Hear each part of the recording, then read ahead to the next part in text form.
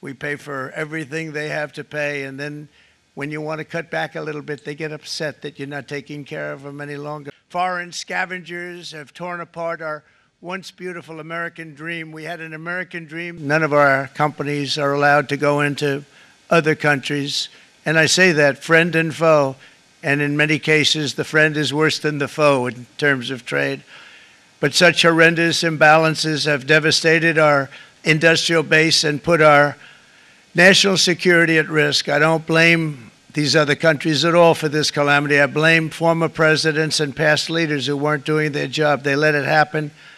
But it's not too late any longer, and we're going to start being smart, and we're going to start being very wealthy again. We're going to be wealthy as a country because they've taken so much of our wealth away from us. We're not going to let that happen. We truly can be very wealthy. We can be so much wealthier than any country. It's not even believable, but we're getting smart. Nearly a century later, in the face of unrelenting economic warfare, the United States can no longer continue with a policy of unilateral economic surrender. We cannot pay the deficits of Canada, Mexico, and so many other countries. We used to do it. We can't do it anymore. We take care of countries all over the world. We pay for their military.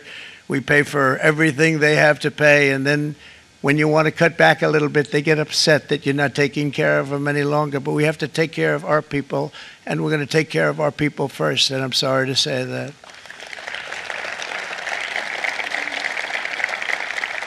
And today we're standing up for the American worker, and we are finally putting America first.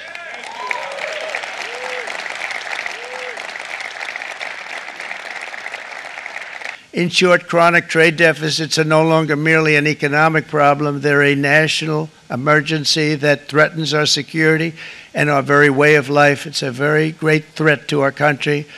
And for these reasons, starting tomorrow, the United States will implement reciprocal tariffs on other nations. It's been a long time since we even thought of that. We used to think about it a lot. We didn't think about it for many decades, and you see what's happened. For nations that treat us badly, we will calculate the combined rate of all their tariffs, non-monetary barriers, and other forms of cheating.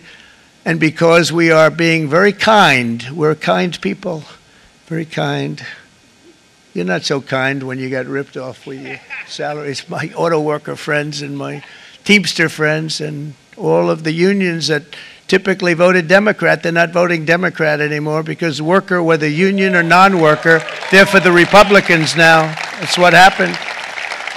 But we will charge them approximately half of what they are and have been charging us. So the tariffs will be not a full reciprocal. I could have done that, yes, but it would have been tough for a lot of countries. We didn't want to do that. I'd like to see the chart if you have it. Could you bring it up, Howard? This is our great Secretary of Commerce, Howard Lutnick. So if you look at that, China, first row, China, 67%. That's tariffs charged to the USA, including currency manipulation and trade barriers. So 67%, I think you can, for the most part, see it. Those with good eyes, with bad eyes. We didn't want to bring, it's very windy out here. So it's 67%, so we're going to be charging a discounted reciprocal tariff of 34%. I think, in other words, they charge us, we charge them less. So how can anybody be upset? They will be because we never charge anybody anything, but now we're going to charge. European Union, they're very tough, very, very tough traders. You know, you think of European Union, very friendly. They rip us off. It's so sad to see. It's so pathetic. 39%, we're going to charge them 20%, so we're charging them essentially half. Japan, 46%. They would charge us 46%, and much higher for certain items like cars, you know, little items like cars. 46%, we're charging them 24%.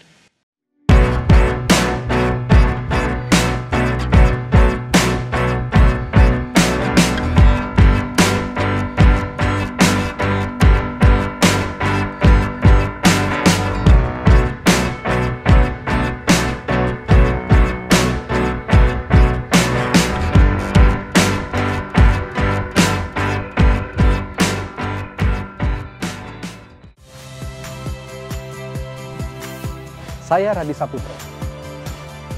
Saksikan program-program Kompas TV melalui siaran digital, pay TV dan media streaming lainnya. Kompas TV, independen, terpercaya.